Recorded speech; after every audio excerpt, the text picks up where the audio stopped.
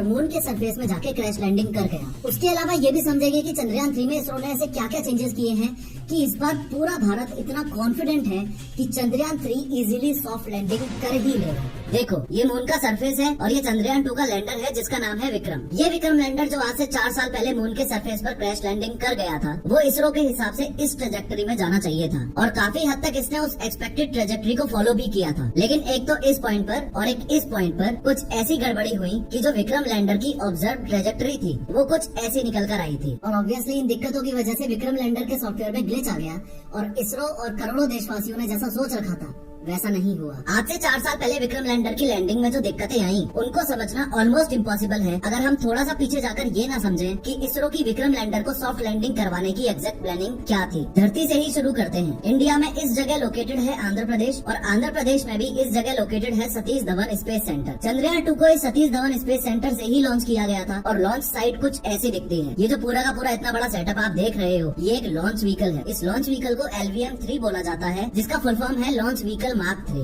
ये इतने बड़े बड़े पार्ट्स तो सारे के सारे बूस्टर्स हैं जो सिर्फ चंद्रयान को स्पेस में लेकर जाएंगे। काम की चीज तो इसमें बस यहाँ ऊपर रखी रहती है जिसको आप लोग चंद्रयान 2 के नाम से जानते हो। चंद्रयान को चांद तक ले जाने के लिए सबसे पहला कदम है कि इस LVM-3 को लॉन्च किया जाए। इस LVM-3 को लॉन्च करते ही ध्यान रखना है स्टार्टिंग में सिर्फ ये जो साइड वाले 2 बूस्टर्स हैं यही इग्नाइट होंगे और एक पर्टिकुलर ऊंचाई तक यही लेकर जाएंगे। जैसे ही इनका काम पूरा हो जाएगा ये अपने आप को सेपरेट कर लेंगे और समुद्र में जाकर गिर जाएंगे या नीचे पहुँचते पहुँचते फ्रिक्शन से बर्न ऑफ हो जाएंगे। इनके सेपरेट होते ही ये मेन वाला L110 second stage rocket ignite हो जाएगा और अब आगे की जर्नी इसके भरोसे ही होगी। ये चंद्रयान को स्पेस में लेके जाएगा और कुछ समय बाद चंद्रयान की जो कवरिंग थी वो भी सेपरेट होकर गिर जाएगी। फिर ये जो सेकंड स्टेज वाला बूस्टर अभी तक सवारी करवा रहा था कुछ समय बाद ये भी हटके अलग हो जाएगा और अब जिम्मेदारी C-25 third stage rocket booster पर आ जाएगी। ये थर्ड स्टेज रॉकेट बूस्टर भी एक पर्टिकुलर डिस्टेंस तक चंद्रयान की हेल्प करेगा, उसके बाद ये भी अलग हो जाएगा। इन शॉर्ट कहने का मतलब ये है कि अब हमारे पास सिर्फ काम की चीजें रह गई हैं। एक तो ये विक्रम लैंडर जो चांद के सरफेस पर लैंड करता अगर ये चंद्रयान 2 मिशन सक्सेसफुल होता तो, और दूसरा है ये ऑर्बिटर। खैर लॉन्च व्हीकल के सारे पार्ट से सेपरेट होने के बाद अब बारी है ऑर्बिटर की। ऑर्बिटर अपने सैटेलाइट पैनल्स को ओपन करेगा और अर्थ के चारों ओर चक्कर काटना शुरू कर देगा। चंद्रयान 2 हो या चंद्रयान 3 हो,